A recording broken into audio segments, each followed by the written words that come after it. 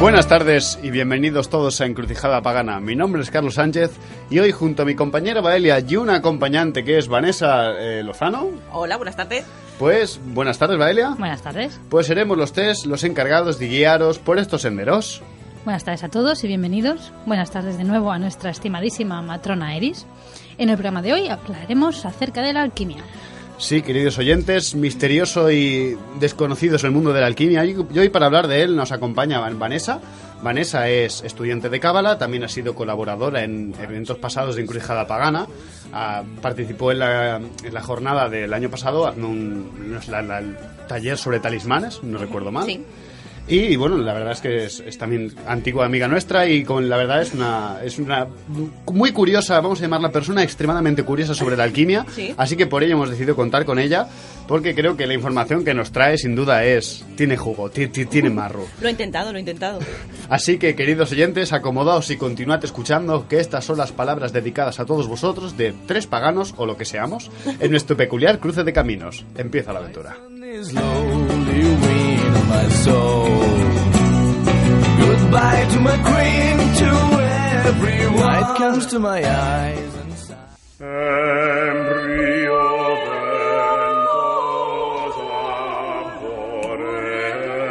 La alquimia es un arte, ciencia, ramo del conocimiento muy misteriosa, la verdad. Es una cosa que nos cuesta mucho definir, nos cuesta mucho limitar y siempre nos hacemos la misma pregunta, incluso los que llevamos mucho tiempo en estos temas intentando desentrañarlos. ¿Qué es la alquimia? Hoy es un programa de introductorio, no pretendemos desvelar los grandes misterios de esta ciencia o de este arte porque realmente es imposible conseguirlo en 1.000.000 de programas, pero como mínimo queremos dejaros claros un poquito qué es la alquimia. Así que Vanessa, empecemos. ¿Qué es la alquimia? Bueno, me gusta que me hagas esa pregunta, ¿eh? A ver, a modo introductorio podríamos decir que cuando nos sugieren la palabra alquimia, la cabeza se nos puede empezar a llenar de imágenes, ¿eh? Seguro que nos vienen a la mente el estereotipo de ese señor mayor, barbudo, siempre vestido de color oscuro, que parece como medio oído, muy raro, y que se pasa el tiempo encerrado en un laboratorio, solo acompañado del fuego del atanor, rodeado de redomas y sobre todo de mucha oscuridad. Esta es una imagen onírica muy abonada por el cine y por los tapices del siglo XVII y del siglo XVIII. Si nos introducimos un poco más en esta imagen estereotípica, parece que el alquimista buscaba, ante todo, fabricar oro, es decir, estaba como dominado por una especie de delirio y por lo tanto pensaba y actuaba como un iluso. Si bien es cierto que en algunos casos se puede acercar a la verdad, en otros muchos se aleja de ella más que ninguna otra cosa. Los verdaderos alquimistas no eran esclavos del afán de fabricar oro, ni perseguían sus fines como sonámbulos, sino que seguían un método perfectamente lógico, cuya alegoría metalúrgica, por el arte de convertir los metales corrientes en oro y plata, si bien ha confundido a muchos, resulta en sí del todo razonable y profunda. Como digo, los verdaderos alquimistas no eran ni son simples buscadores de riqueza, sino que la realidad es mucho más espiritual. En el camino de la transformación de los metales, el alquimista busca transformarse a sí mismo. No cabe duda de que el motivo espiritual de la obra alquímica es, en principio, más o menos inconsciente y parece estar escondido en lo más recóndito del alma. No en vano se conocen muchos casos en los que personas se inician en este mundo porque han recibido mensajes de su propio subconsciente, sobre todo en forma de sueños. De hecho, uno de los casos más conocidos es el del psicoanalista Carl Gustav Jung, que tuvo varios sueños al respecto. En uno se vio como un alquimista en el siglo XVII, o incluso en otro, en el que fue uno de los primeros que tuvo, en el que soñó con una biblioteca llena de libros sobre alquimia, la cual con el tiempo se convirtió en una realidad. Así que tenemos alegorías basadas en prácticas metalúrgicas, digamos, un misterio, ¿no? Un misterio que es de lo que parece es la alquímica, esta rama del conocimiento, pero ¿qué no es la alquimia? Pues decimos que desde el siglo de las luces, siglo XVIII, la alquimia ha sido considerada como precursora, erróneamente, de la química moderna. Bueno, no erróneamente porque es efectivamente que los malos alquimistas fueron los que más adelante se convertirían en químicos porque no hacían bien lo que la alquimia decía. Y poco más. Casi todos los investigadores que se han ocupado de ella, de la alquimia, se han limitado a buscar en la historia el punto de arranque, es decir, el momento en el que dejó de ser alquimia para convertirse definitivamente, que se me traba la lengua, en química. La parte positiva de este enfoque, vamos a ser positivos, es que ha servido para sacar a la luz una importante cantidad y variedad de prácticas de laboratorio, sobre todo relacionadas con procesos metalúrgicos. Todos esos procesos metalúrgicos es curioso porque eran presumiblemente absurdos en su conjunto a la vista de un químico moderno, pero que sin embargo desempeñaban el papel más importante ahora mismo dentro de la alquimia. Y mientras que la química se ocupa de los fenómenos científicamente verificables por un método y pensamiento estructurado, la alquimia es una doctrina que atiende a una realidad de orden superior que conforma la esencia que subyace a todas las verdades y religiones. Esto es muy importante. La ciencia de la alquimia ha sido considerada a lo largo de su historia como algo sagrado, secreto, remoto y antiquísimo. Ya hablaremos luego de sus orígenes. Ha sido denominada arte real o sacerdotal, también ha sido llamada filosofía hermética. Hay que decir que la alquimia y la filosofía hermética van de la mano a lo largo de la historia y nunca se sabe dónde empieza una y acaba la otra a veces.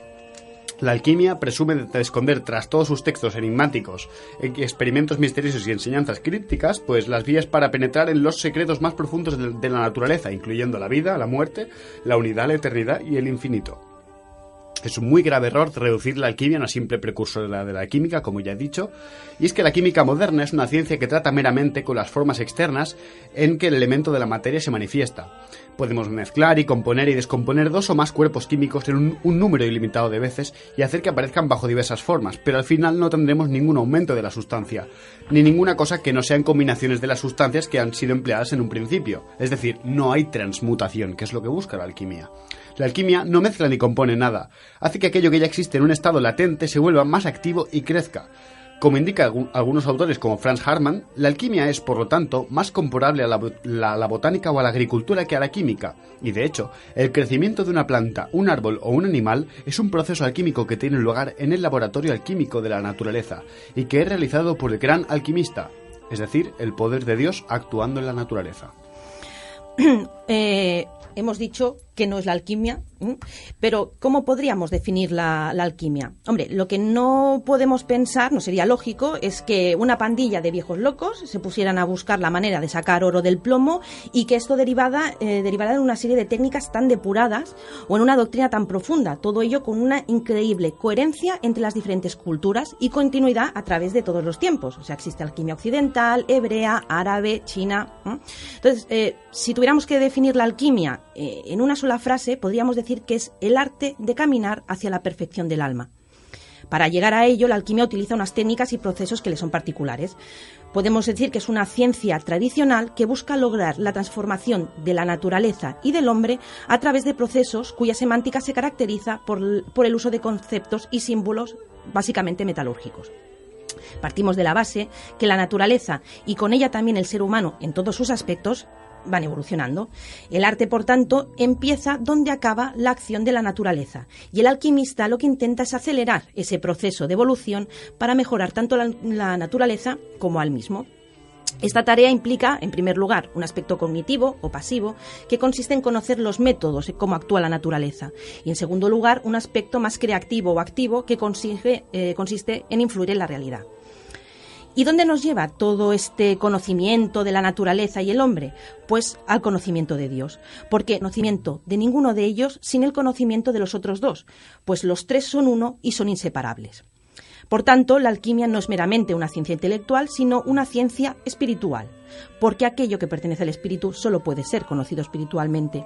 No obstante, una ciencia que trata con las cosas materiales, pues espíritu y materia, no olvidemos, no son más que dos manifestaciones opuestas o dos polos opuestos de lo mismo, del eterno. Por tanto, podemos decir que la alquimia es un arte esotérico, es decir, que atañe exclusivamente al alquimista y que tiene dos aspectos diferenciados, el espiritual y el práctico, pero que se desarrollan simultáneamente.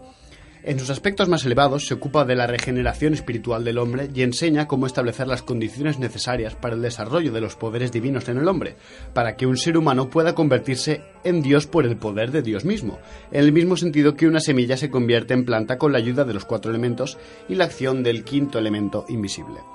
La alquimia, en su aspecto más material, enseña cómo pueden generarse minerales, metales, plantas, animales y hombres a partir de sus semillas o, en otras palabras, como dicha generación, que se consigue en largos periodos de tiempo en el curso de acción adecuado según las leyes naturales, puede conseguirse en un tiempo bastante breve si el conocimiento espiritual del hombre guía dichas leyes y les proporciona el material adecuado. Entonces, ¿cuál es el propósito de la alquimia si tras sus enseñanzas esconde todo esto? Pierre-Jean Fabre, alquimista y médico parisino, nos da una respuesta en su libro de 1636 que se titula Les secrets chimiques, o como se pronuncia en francés. Valeria, ¿cómo se pronuncia esto en francés? Ahora mismo no te sé. Los secretos químicos.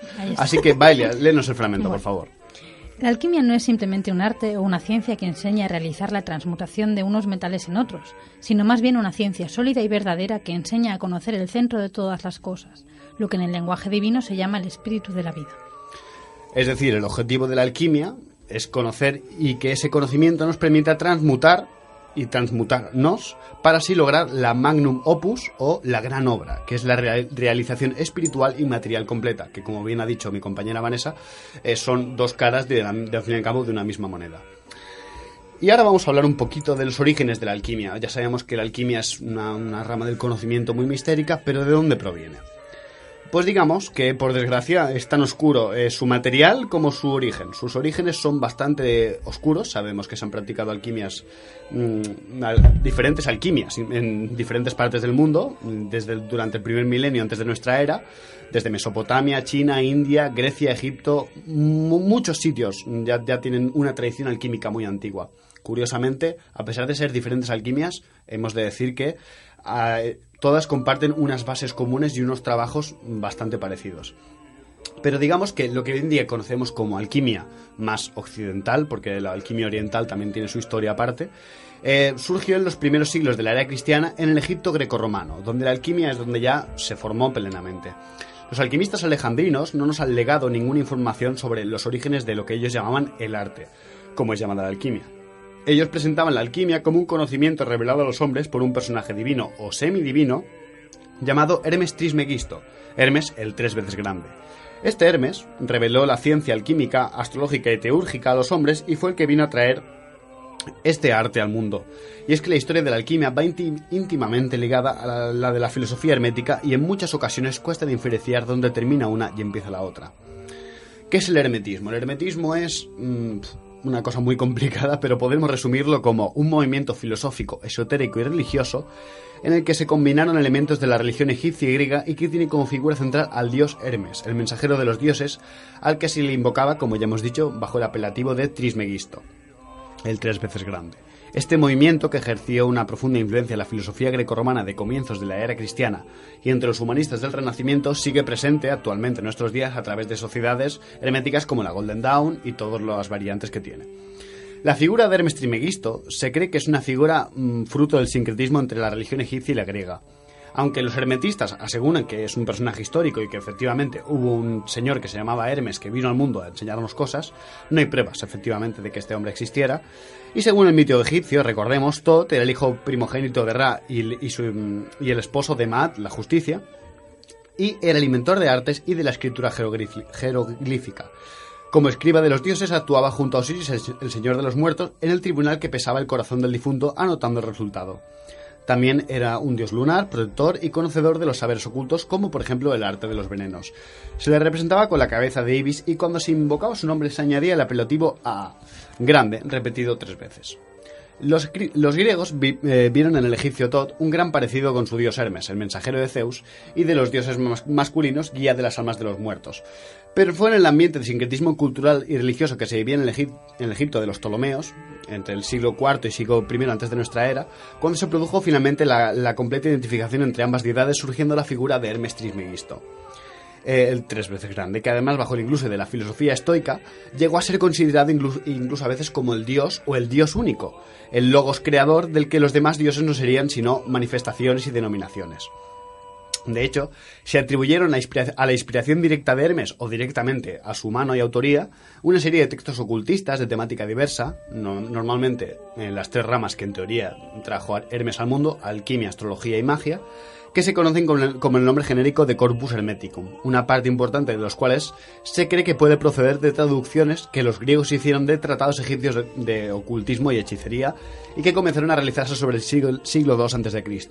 Aquí es importante destacar, ¿vale?, que aquí empezamos con el tema del hermetismo. Del tema de la alquimia, lo primero que encontramos, si no recuerdo mal, es más bien egipcio, y es más que manuales espirituales, eran más bien indicativos de cómo hacer cosas, cómo teñir un metal, cómo fabricar un determinado hacer una determinada aleación, eran básicamente instrucciones. Y se cree que estos manuales metalúrgicos que ya contaban con toda la iconografía y, digamos, la religiosidad propia atribuida a ese oficio, fueron adquiriendo estas ideas, pues vamos a decir ya greco-romanas con influencia egipcia, a su ideología, y de alguna manera se cree que eso puede ser un posible origen de la alquimia, de todos esos orígenes oscuros que se le creen.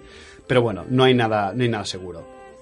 Bueno, la idea, y aparte de este hermetismo, ¿no? Las ideas de este hermetismo ocultista y popular, en combinación con otros elementos de la religión egipcia y de la filosofía griega, dieron más adelante origen al llamado hermetismo culto o filosófico, que se transformó en una auténtica doctrina religiosa que busca la piedad y la salvación a través del conocimiento. Esta variante del hermetismo fue la que ejerció una notable influencia en el Renacimiento, de la mano de Ficino, Marsilio Ficino y de Giordano Bruno, y de la que ha servido de base a los movimientos herméticos actuales. Es decir, el hermetismo en un pasado era probablemente mucho más religioso que filosófico, y poco a poco se fue transformando en una doctrina más y más filosófica y más, vamos a llamarla, teórica. Sí, porque lo que pasó es que en un principio estaba muy ligada a la práctica de estos grupos herméticos con su espiritualidad, y poco a poco, digamos, debido a los tratados y al proceso filosófico que fue sufriendo el hermetismo, evolucionaron las ideas. Los saberes herméticos ocultos nos han llegado de alguna manera en un gran número de textos que, resumidamente, son el Corpus Hermeticum, propiamente dicho, formado por un total de 18 tratados, un conjunto de 25 extractos de Juan de Stobbi del siglo V y VI, que incluyó en su antología. Obras en unos cuantos libros formadas por máximas y preceptos de temática diversa, el Asclepio, que hay una traducción latina de una obra denominada Logos Teleios, que viene a significar discurso perfecto, que ya existía a comienzos del siglo IV. También nos han llegado fragmentos diversos de citas breves de textos herméticos procedentes sobre todo de autores cristianos como Lactancio y Cirilio de Alejandría, y las definiciones herméticas armenias o definiciones de Hermes Trismegisto a Asclepio, que consisten en la traducción al armenio de un texto griego de en torno al siglo V. Bueno, muchos textos herméticos que básicamente vienen a hablar de una misma filosofía, que es la que esconde la alquimia. Bueno, después de decir todo esto, vamos a pasar una breve pausa musical y volvemos a hablar de alquimia propiamente, sobre conceptos de alquimia, que escondía toda esta historia hermética, y qué había de prácticas y qué se cocía en los atanores de la alquimia. Así que una pausa musical y ahora volvemos.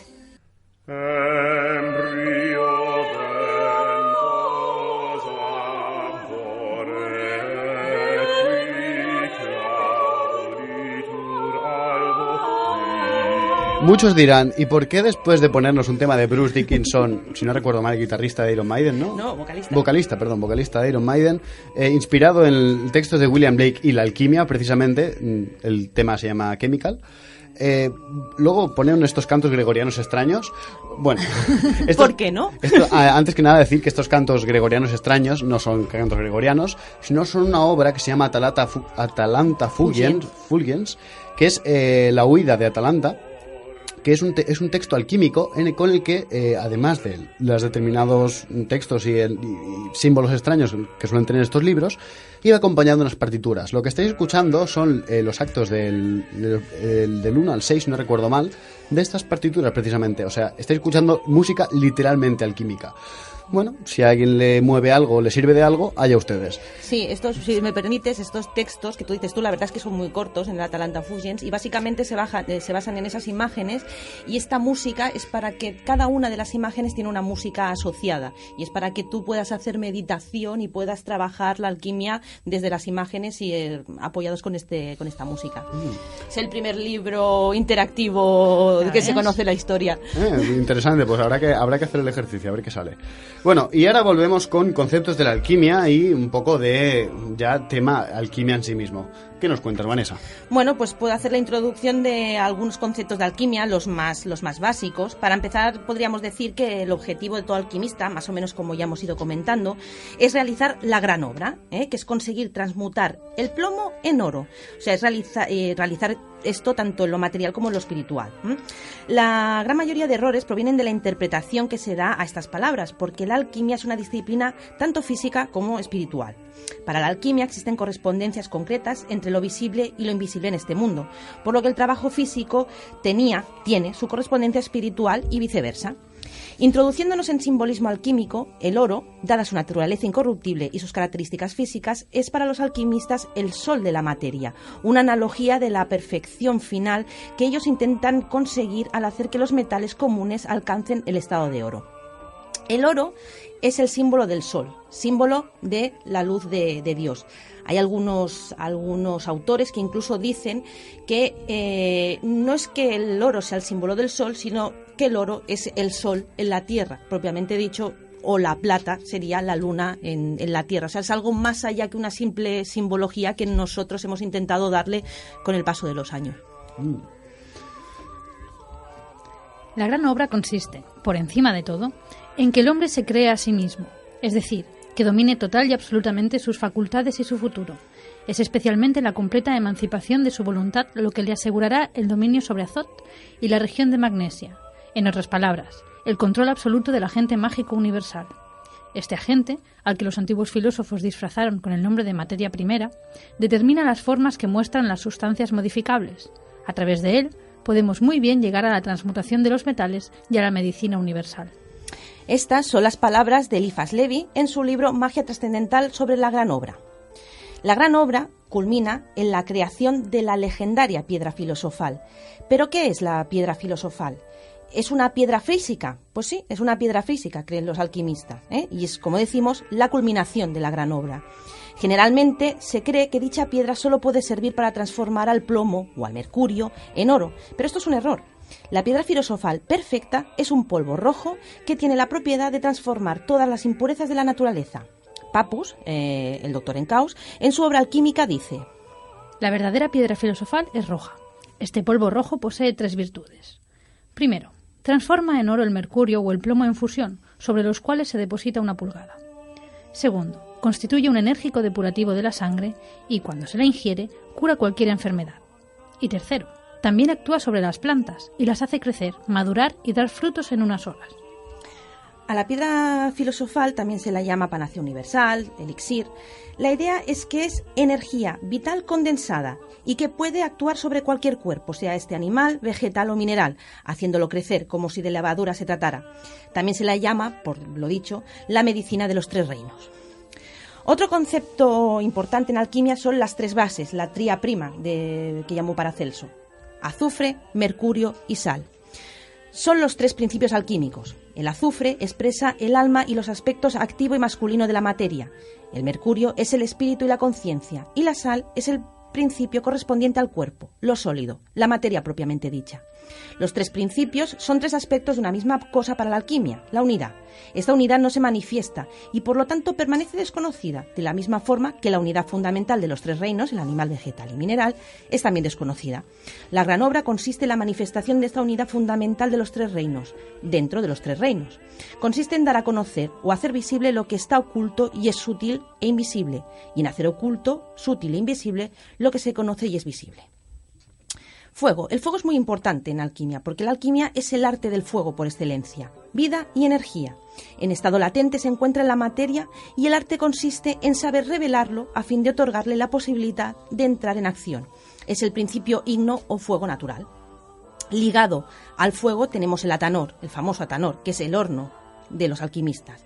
Este horno normalmente tiene 3 partes: el hornillo propiamente dicho, una cámara calórica provista de mirilla para observar el proceso y por encima una cúpula reverberante que concentra el calor. La conservación estricta de la temperatura constante y concreta es un requisito primordial. Hay que decir que los alquimistas antiguos ahí deberían tener un gran problema. Y bueno, una cosa que me gustaría comentar antes de pasar a otra sección, digamos, del programa de hoy, es que dentro de la alquimia están los que se llaman sopladores o puffers en inglés, que son los falsos y malos alquimistas. Digo esto porque con el tema del fuego y el atanor se decía que los puffers o sopladores adquieren su nombre de estar tan ocupados de soplar al fuego y darle tanto aire, darle tanto calor para conseguir, en teoría, esa temperatura que necesitan para hacer la obra alquímica, que se olvidan del aspecto esencial de la alquimia, que no es tanto ese aspecto tan físico y que es muy importante también, sino se olvidan de esa parte espiritual, se olvidan de que realmente es un trabajo interno, sobre todo, hay una transmutación interna. Y es divertido porque si buscáis, historia de la alquimia, descubriréis que muchos accidentes, algunos súper terribles que ha habido en laboratorios alquímicos, han sido básicamente gente obsesionada de esta manera tan negativa que han creado desde explosiones, intoxicaciones de mercurio. Bueno, la alquimia no está exenta de travesuras de Eris. Está subvencionada por los premios Darwin. Sí, sin duda alguna. Bueno, supongo que pasa como en cualquier tema esotérico que pudiéramos encontrar hoy en día, ¿no? Te puedes encontrar la gente seria y que trabaja seriamente, y hoy en día también estamos rodeados de bufadores o de sopladores dentro de los temas esotéricos, ¿no? Que son personas pues que realmente lo único que buscan es sacar ese provecho económico sin pensar en la profundidad que pueda haber en estos temas, ¿no? Efectivamente. Bueno, y ahora pues nos vamos a hablar sobre alquimistas de verdad, pero además estos son alquimistas famosos, y empezaremos con la historia de María la Judía, que Valeria nos la va a contar. Bueno, Valeria, creo que vamos a introducir 3 personajes: María la Judía, Nicolás Flamel y la reina Cristina de Suecia. 3 personajes. Mira, introducimos 2 mujeres y un hombre. Hoy son mayoría las chicas, literalmente. Literalmente en este estudio son mayoría las chicas. Pero no, realmente vamos a introducir los personajes femeninos, porque una cosa que sí tiene es que la alquimia se ha considerado normalmente algo muy masculino. Hablamos de alquimistas en masculino, hablamos de una historia alquímica básicamente conformada por hombres, pero nos hemos olvidado de que muchas veces las mujeres han jugado un papel muy importante y primordial en la alquimia, y tienen su propia manera de hacer alquimia incluso. De hecho, ya hablaba con Vanessa que de esto podríamos hacer no 1 ni 2 sino 1 millón de programas, y nos quedaríamos cortos. Pero bueno, lo dicho, vamos con las mujeres alquimistas, y empezaremos con una que es bastante antigua, que es María la Judía. Bueno, pues María la Judía también fue llamada María la Hebrea, María la Copta o Miriam la Profetisa. No está claro si fue un personaje de carne y hueso, ya que su identidad ha llegado bastante borrosa hasta nuestros días. Algunos la asociaban con María Magdalena, otros con Miriam, la hermana de Moisés y del profeta Aarón, pero obviamente no se ha demostrado. A pesar de las dudas al respecto, la idea de que fuera una persona física real es la que está más extendida entre los estudiosos del tema en la actualidad. Se considera el personaje real más antiguo de entre aquellos primeros practicantes de la alquimia, que además es la primera mujer judía en la historia de la que se conocen escritos publicados con su nombre. Es reconocida como la Eva particular de la historia de la alquimia, ¿no? La primera mujer alquimista. No obstante, sus textos originales se han perdido, y lo que sabemos de ella y de sus obras procede de los comentarios realizados por otros alquimistas. La referencia más concreta de su existencia la da Zósimo de Panópolis, un químico que vivió en el Egipto helenístico en el siglo IV. La cita siempre en pasado y la venera junto con los que él llama los sabios antiguos, un exclusivo grupo en el que figuran personajes como Demócrito, Moisés, Ostanes, Hermes e Isis, entre otros. Este es uno de los motivos por los que se duda de la realidad de María la Judía, ya que podría haber sido la firma empleada por uno o varios alquimistas hebreos anteriores a Zósimo. En la época, pues, era habitual utilizar nombres míticos y pseudoepigráficos como si fueran autores de ciertos textos, buscando dar una mayor relevancia al contenido. A través de Zósimo y de sus comentarios conocemos mucho sobre ella, como por ejemplo que se puede suponer que María vivió en Egipto alrededor del siglo III como muy tarde. Zósimo cita frecuentemente la obra de María, a quien tiene la más alta estima por sus conocimientos alquímicos, que se extienden tanto a la práctica de laboratorio como a aspectos doctrinales. El propio Zósimo le atribuye fama de diestra operativa en el laboratorio, porque parece ser que tuvo en sus manos cierta obra suya en la que se hacía una pormenorizada descripción del instrumental en los laboratorios de la época. A María se le atribuye la invención de diversos elementos y técnicas de laboratorio. Por ejemplo, el tríbicos, que es un alambique con 3 tubos para conducir el líquido condensado, mientras que los alambiques convencionales tienen un único tubo receptor.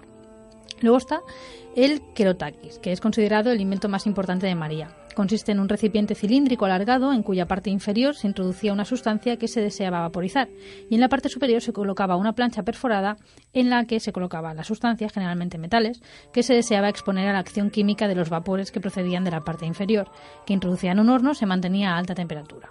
Y luego tenemos uno que conocemos todos y gracias al cual tenemos flanes, que es el baño María, ¿no? El baño María, se supone que se lo debemos a María la Judía.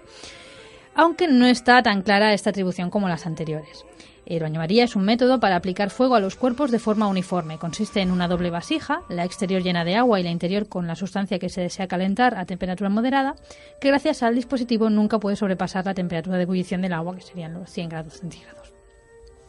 Además de ser la Eva de la alquimia, otro elemento importante del trabajo realizado por ella es que en sus escritos encontraremos los elementos esenciales que van a inspirar el trabajo de los alquimistas en los siglos posteriores. Por ejemplo, ella afirma que los secretos alquímicos le fueron revelados por Dios. También indica que la gran obra solo puede realizarse en la primavera. El que quizá más destaca es el proceso de transformación que provocaba en los metales el querotaquis.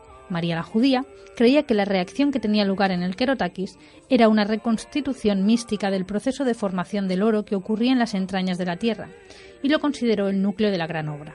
Este proceso transcurre a través de 4 fases, cada una de las cuales se identifica por la aparición de un color específico, que se suceden según la secuencia: negro, sería la etapa nigredo; blanco, el albedo; amarillo, citrinitas; y finalmente rojo, que sería el rubedo, que marca la culminación de las operaciones alquímicas.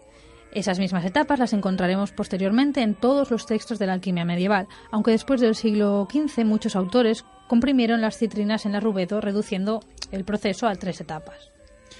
Y bueno, después de conocer un poquito a María, la judía, vamos a conocer un alquimista que los medios de comunicación, el cine, la literatura ha hecho muy famoso, y cuya fama no es sin duda injustificada, y es el famoso Nicolas Flamel. Muchos de ellos lo conoceréis por Harry Potter, pero efectivamente Nicolas Flamel... ¿Cómo son? Sí, es verdad, fue un personaje histórico real. Y es que de él sabemos poco, de sus primeros años. Sabemos que es real porque consta su nacimiento en los documentos históricos de París.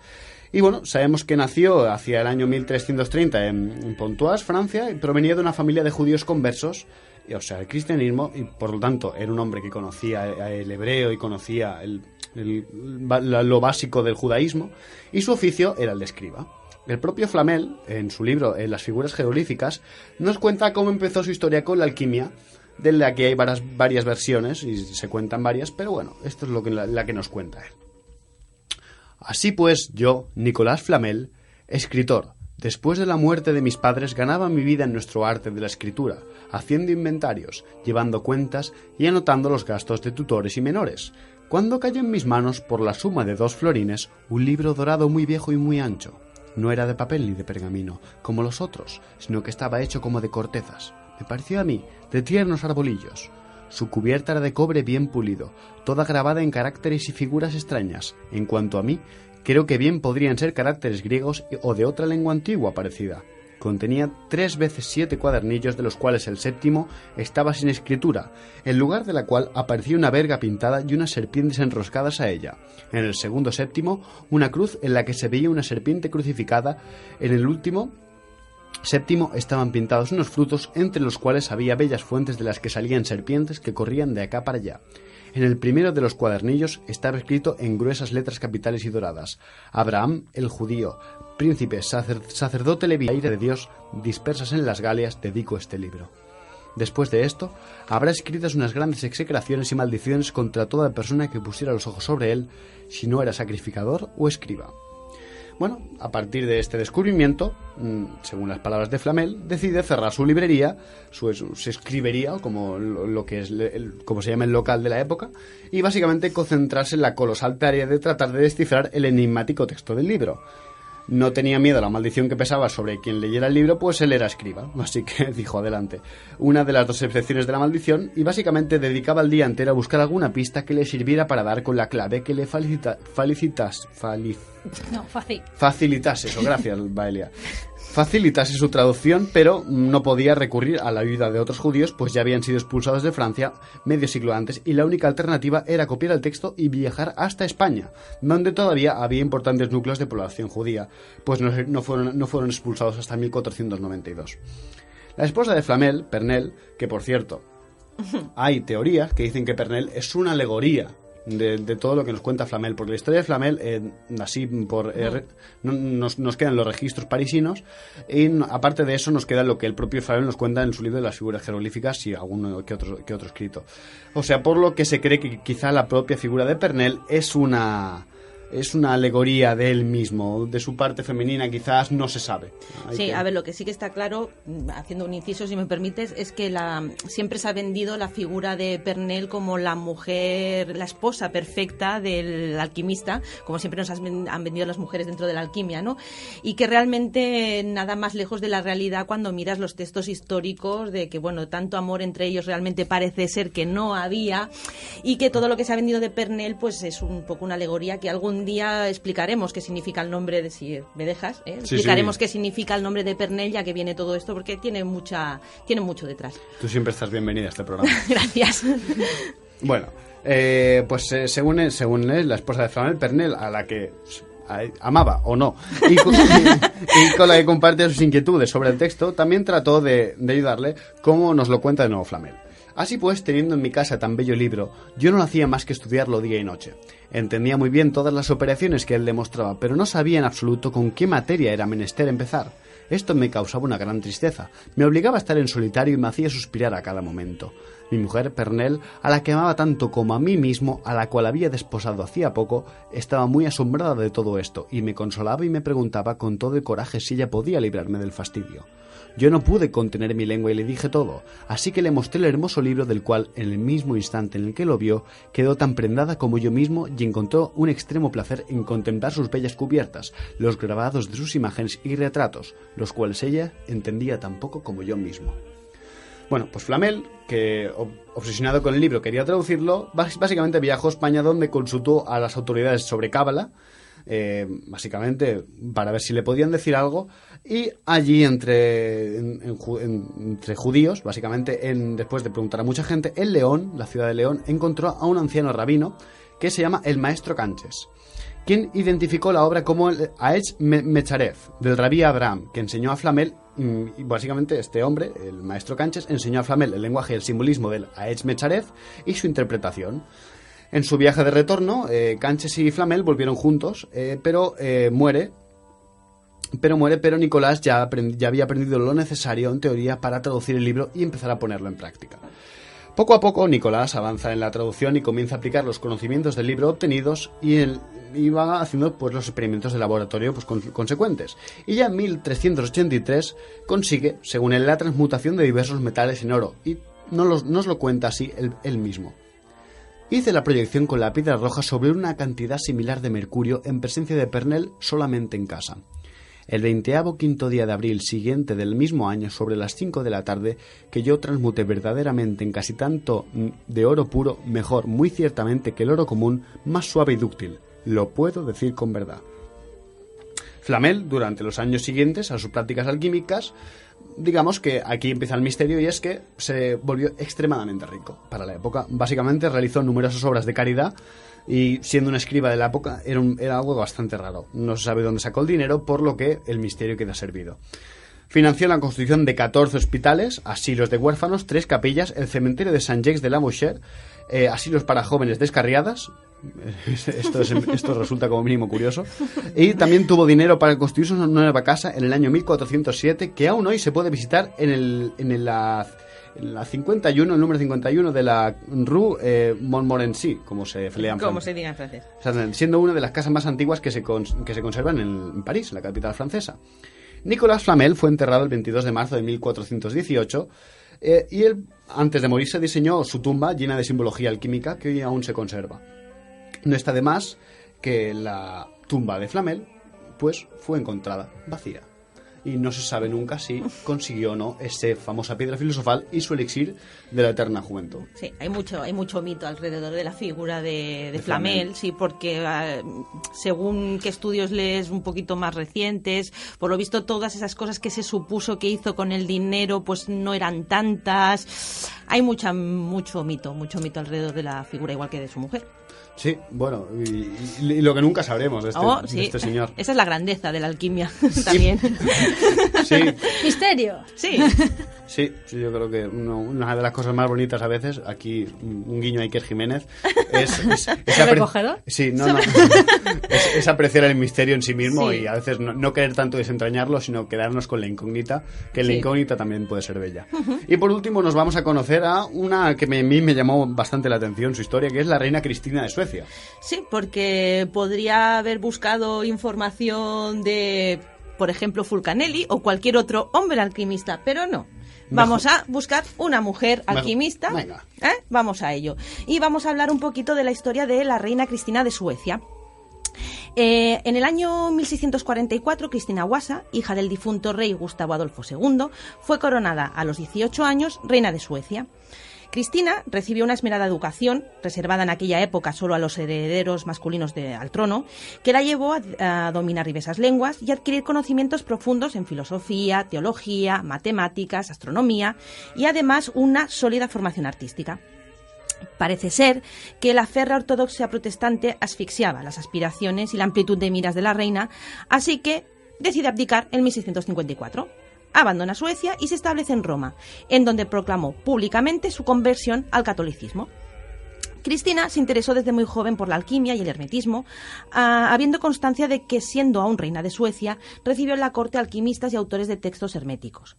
También se dedicó a la práctica alquímica en el laboratorio. Hay constancia de ello en varias etapas y lugares, al menos desde el año 1656 hasta el año 1667. Trabajaba también en su propio laboratorio en Roma, teniendo a su servicio a diversas personas que la ayudaban, incluida una mujer alquimista con seudónimo Sibila, que vivía en el propio palacio para recibir una educación adecuada, dice. De ahí, de esta relación con esta mujer Sibila, corren muchos rumores sobre la homosexualidad de la reina Cristina. Pero bueno, eso lo dejaremos a la prensa rosa. El roce y el atanor hacen el cariño. Hacen el cariño, es el calor del atanor.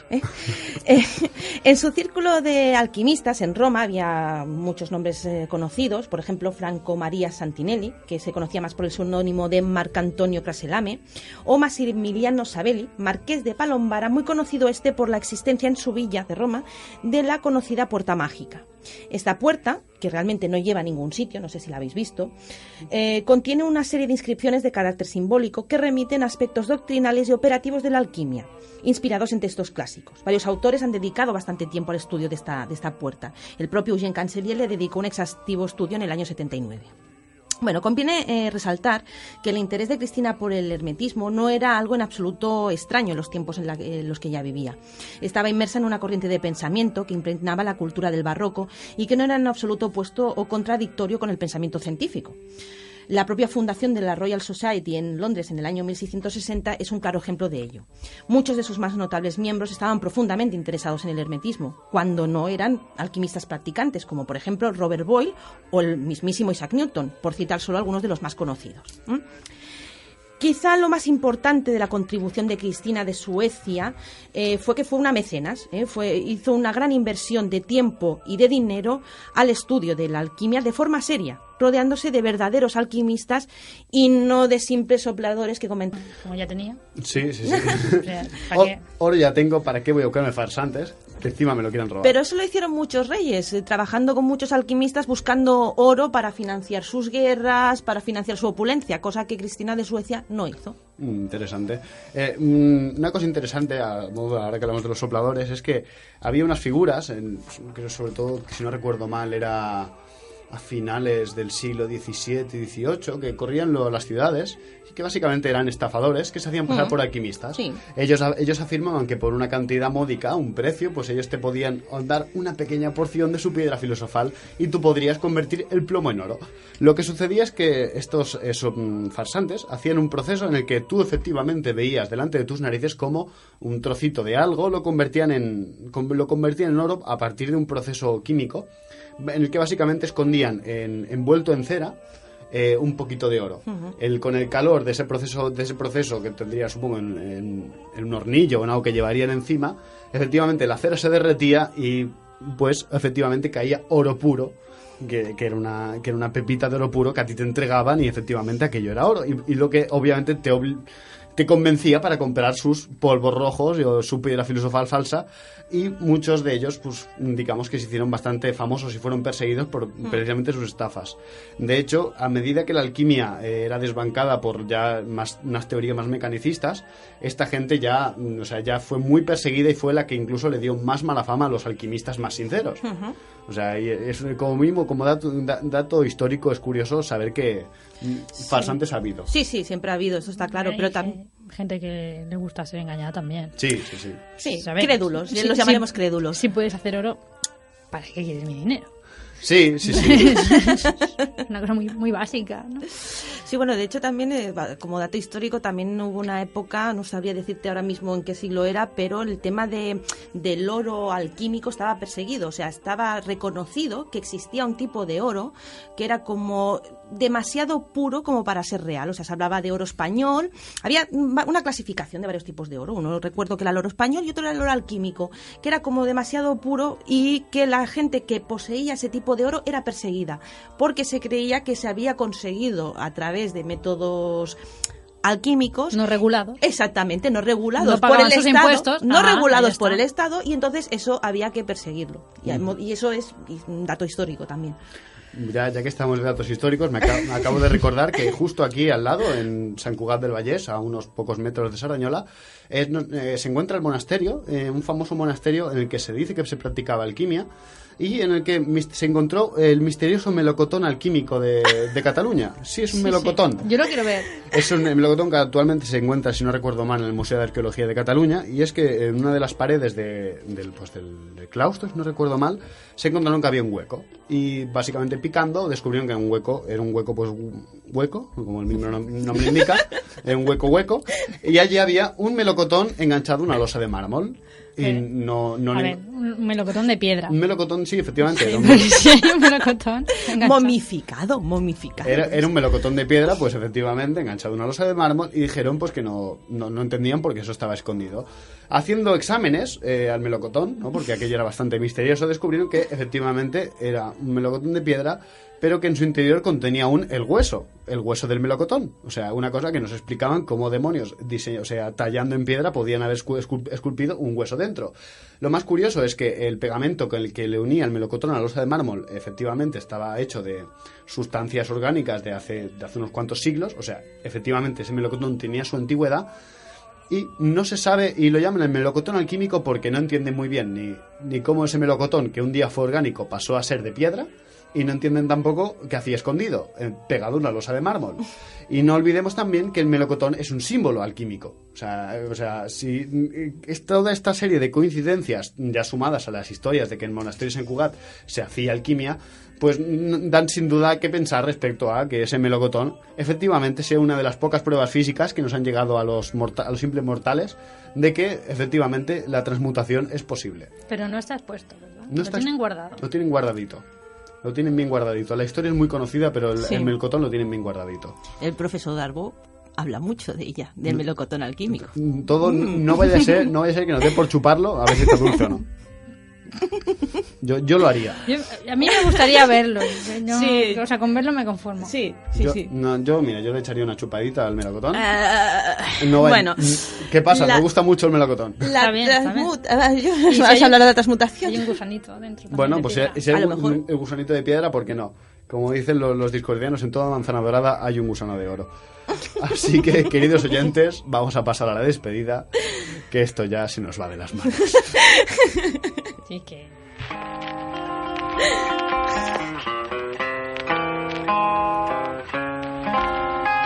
Vanessa, antes de despedirnos, muchísimas gracias por haber estado aquí hoy. A vosotros por dejarme entrar aquí en vuestra particular locura. Sí, tú eres bienvenida siempre que quieras. Bueno, pues deciros que aquí termina nuestro programa de hoy y esperamos que haya sido de vuestro agrado y, lo dicho, cualquier duda o cosa que no os haya quedado clara nos la podéis preguntar porque este programa tiene para generar dudas. Desde el equipo de Encrucijada Pagana, además de la colaboración de Vanessa, agradecemos la labor técnica de Xavi Casas. Gracias, Xavi. Y a Sardañola Radio pues por acogernos aquí en su estudio. Damos también las gracias a Eris por su espléndido tutelaje, incluidos los gusanitos. Y agradecemos a todos los oyentes que nos acompañáis en nuestro cruce de caminos, tanto en directo como online, o a través de los podcasts en iVoox, de sardañola.info o de YouTube, que Carlos promete... Sí, ahora ya actualizar. Sigo en ello. Sé que me han dejado comentarios de vas tarde. Bueno, voy a mi ritmo.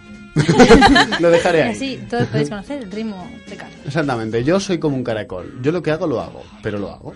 ¿Cuándo lo hago? Ya está. No hace falta repetirlo cada 6 meses. Exactamente. ¿Todo lo haces igual? ¿Eh? ¿Todo lo haces igual al mismo ritmo? Yo lentito, despacito y como una letra. Muy bien. ¿Y tú, Vanessa, algo que decir antes de despedirnos? Shalom Alejem. ¿Cómo no? Claro, por supuesto. Bueno, pues Shalom Alejem, o como se pronuncia. La paz sea con vosotros. Amén. Claro. Y después de este momento tan caótico, deciros que no olvidéis que podéis seguirnos por Facebook y enviarnos vuestras opiniones, ideas, sugerencias y bendiciones a la dirección encrucijadapagana@gmail.com, y esperamos vuestros oídos el próximo miércoles a las 6 de la tarde en Sarañola Radio, aquí en Encrucijada Pagana, nuestro peculiar cruce de caminos. Queridos oyentes, hasta pronto y nos vemos.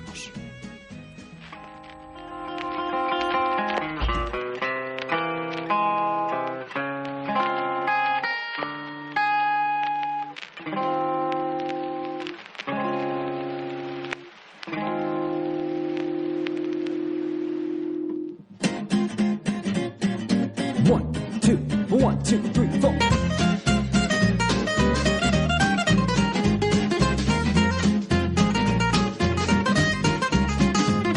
I'll cook up a solution with the knowledge I've accrued. They say a kitchen time saves 9, but I'm just saving 2. I gathered the ingredients to make a time sorbet. There's hardly room for seconds when the seconds melt away. Watch as I work my gypsy magic, eye of the nude and cinnamon. Watch as the matter turns to batter, open the portal, jump in.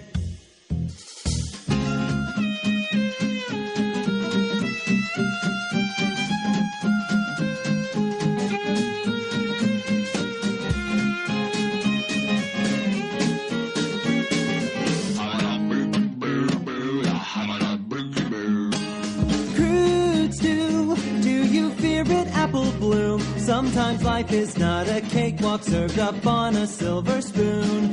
Toss a fig and save the date, and bread and butter, chant and mutter, marination, incantation, chocolate icing, timeline splicing, yeast is rising, rectifying.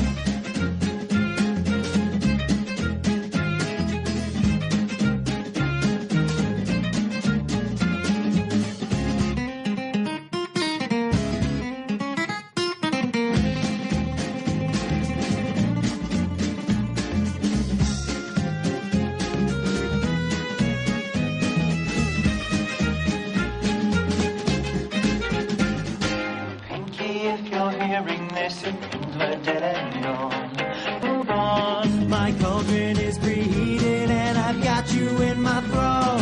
Let's beat these yoke and save my folk by breaking the fourth wall. Watch as I work my gypsy magic, see pony tears and provolone. God help this outcast with her witchcraft, someday I'm gonna go home.